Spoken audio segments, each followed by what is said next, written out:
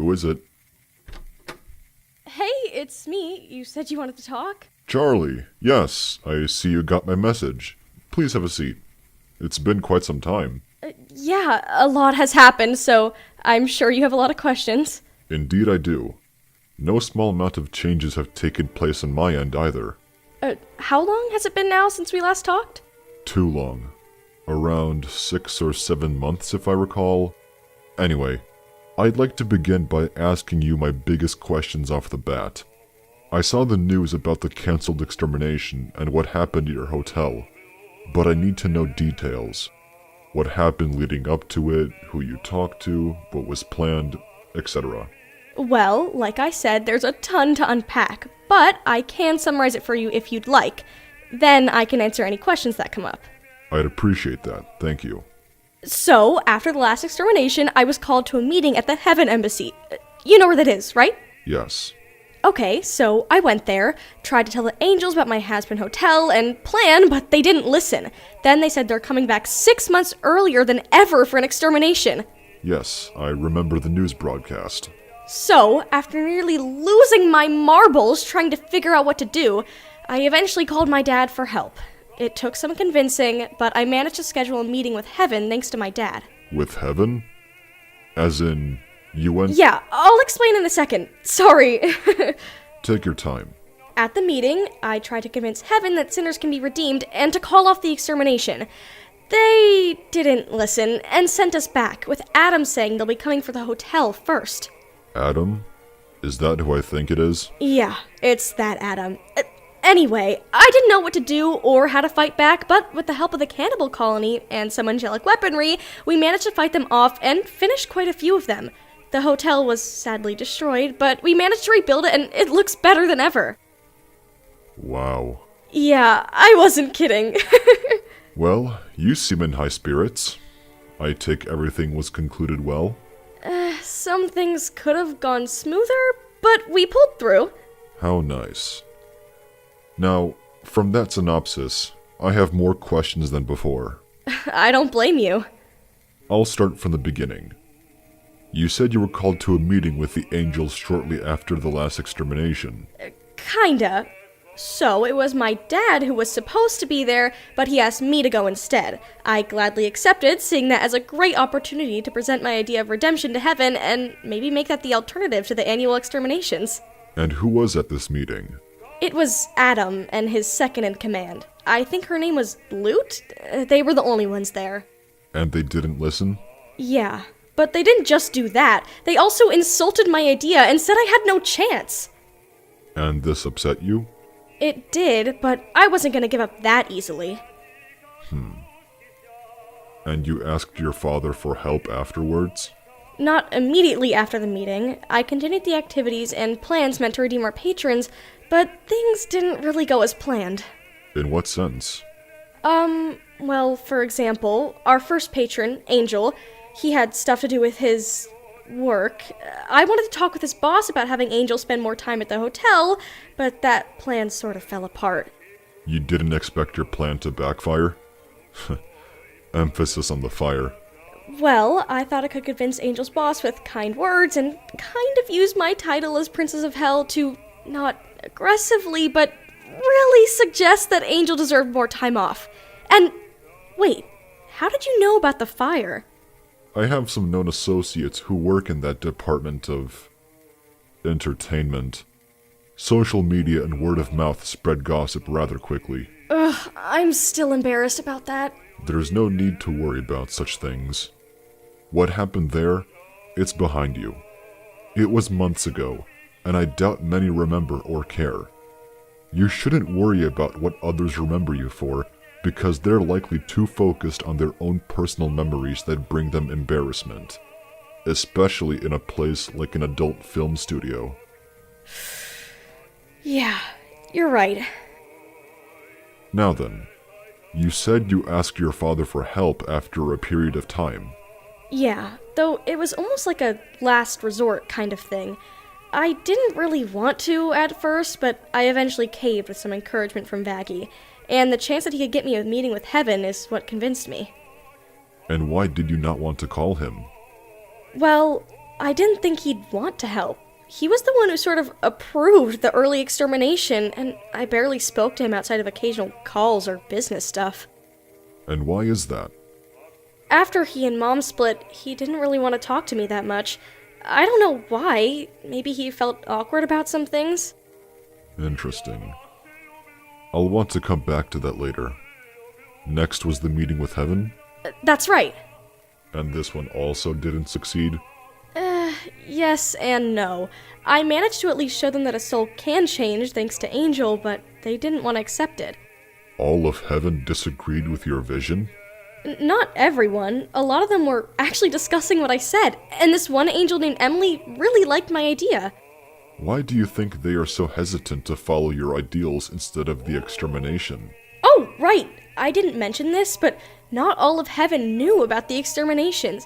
It was some heartless plan made by Adam and another angel named Sarah to protect heaven. Really? What's worse is that the angels themselves don't even know what makes someone get into heaven. What do you mean? There was a short list that supposedly spelled out everything a person needed to do in order to get into heaven. And Angel fulfilled everything, showing that he can really be redeemed. But the angels didn't know why he wasn't in heaven. It wasn't fair at all. Then, what does this mean? What determines a person's fate after death is unknown? Or is some higher entity making the decisions? I don't know. I wish I did, I really do. But now that just makes the whole process of redeeming sinners that much harder. What happened at the hotel is somewhat clear to me. But there are still some things I need to understand. Of course, go ahead. You managed to not only fight back, but kill the angels. You found their weakness and used that to your advantage. I want to know how you discovered this. Well, Alistair told me. He mentioned how Carmilla Carmine killed one during an extermination, and that she was our key to stand a chance. How curious. It was kind of Alistair to help in such a way. Did he tell you as soon as he found out? No. He would only tell me if I did a favor for him. Wait, you made a deal with him? Yes. Oh no. Look, I had no choice. I still own my soul, and he promised me that I wouldn't have to harm anyone. Oh, child. I've been studying that man for a long time, and believe me when I say, there's no end to his creativity. He's also an opportunist. A very cunning one at that. You just handed him the strongest wild card he's ever gotten. You'd best believe he's going to use it to the fullest extent. What would you have done in my situation? Oh, I don't know. Maybe ask dear old Dad for help? Say that Adam and his exorcists are coming for my hotel, and that I need a way to fight back. But he did show up. He helped us fight back and rebuild. Yes, I know. But he could have done so earlier if you asked him before condemning yourself to God knows what at the hands of Alistair. If I did call him, would he even tell me? Would he even have known how to harm the angels? I don't know. And because you're asking these questions, I know you don't either. Which is why calling him would have been a good approach to the situation. Look, I understand what you did and why you did it. You wanted to protect those you love and what you've built from the ground up, no matter the cost. I'm sure others would have done the exact same for you. Don't mistake my questions and comments as ridicule for your actions. I just want to understand your side of the story.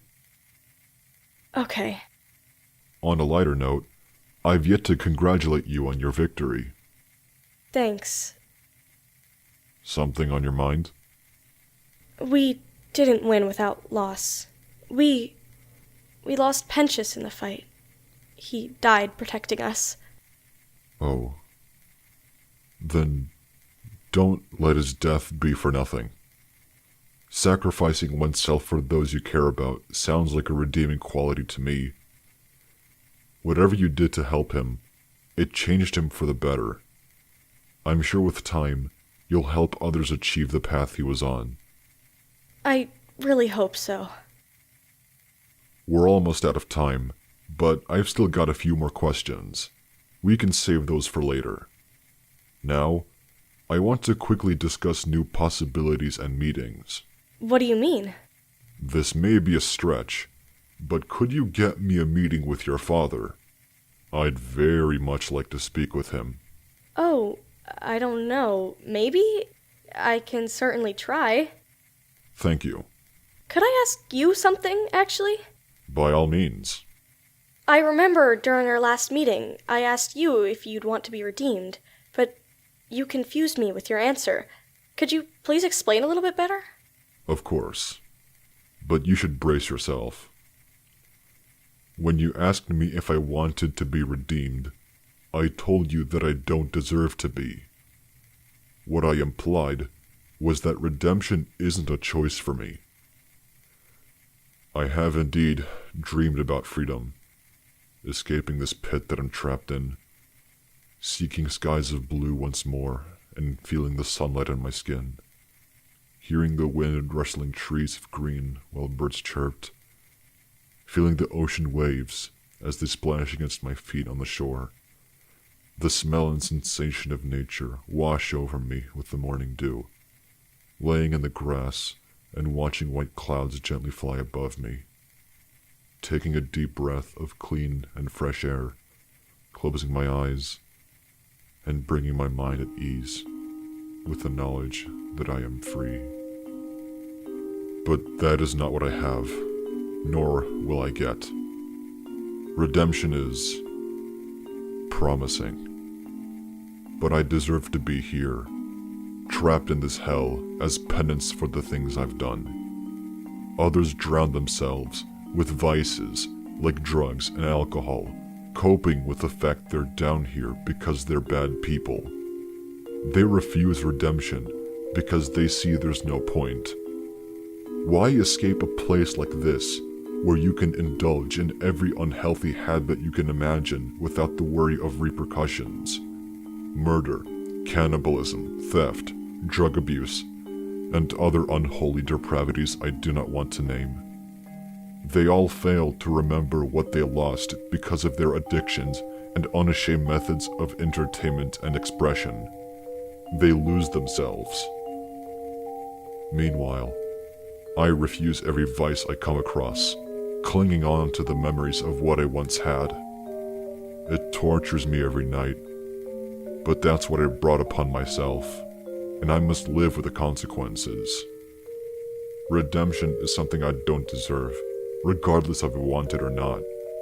And what I choose is to stay here, not for a life of excitement, but as voluntary punishment.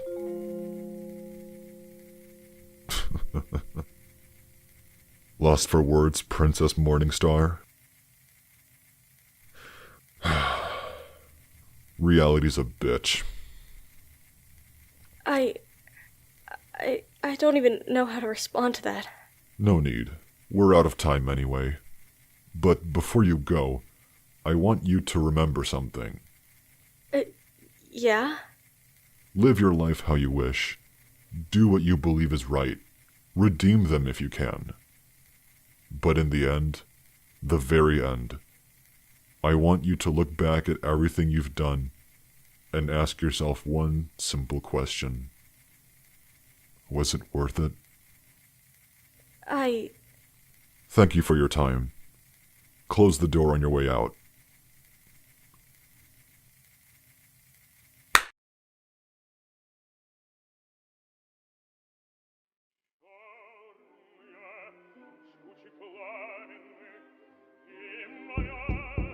Is that you, Ivan? Did you forget something? Oh, Stolas! What can I do for you? Our next meeting isn't for another... We need to talk. Is everything alright? No, I'm here on a serious matter that you and I need to discuss. Well, by all means, have a seat. I'll stand. What's troubling you? Remember a few weeks ago when you spoke with Octavia? Yes. I called that meeting between you two because I thought talking to a so-called specialist would help her get through this hard time in her life. What do you mean? I thought we... Let me finish, James. When she came home that night, she immediately ran over and hugged me, almost breaking down into tears. I comforted her the best I could, but I knew something was wrong. My mind began to race, and worry started overwhelming me. I tried to ask her what happened, but she couldn't make out the words. She barely spoke the day after, wanting to stay in her room. I went to check on her, but I found something which... My daughter is a talented artist. She draws the most beautiful things with the most perfect details, taking her time in every piece she creates. But when I glanced at her sketchbook, I was mortified. Care to explain this?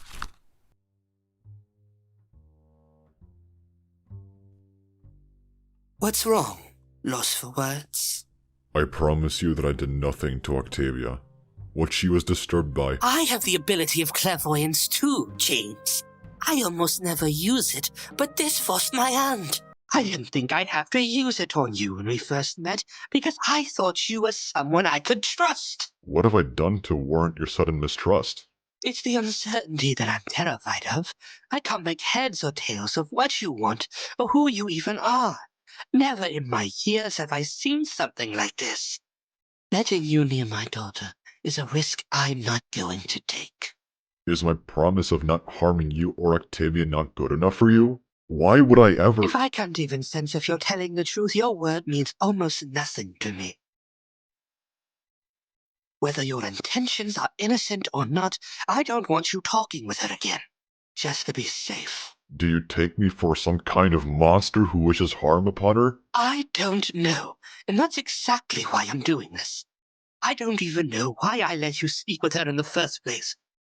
Stay away from Octavia. This is your only warning, James. I mean it. Fine. I'll honor your wish.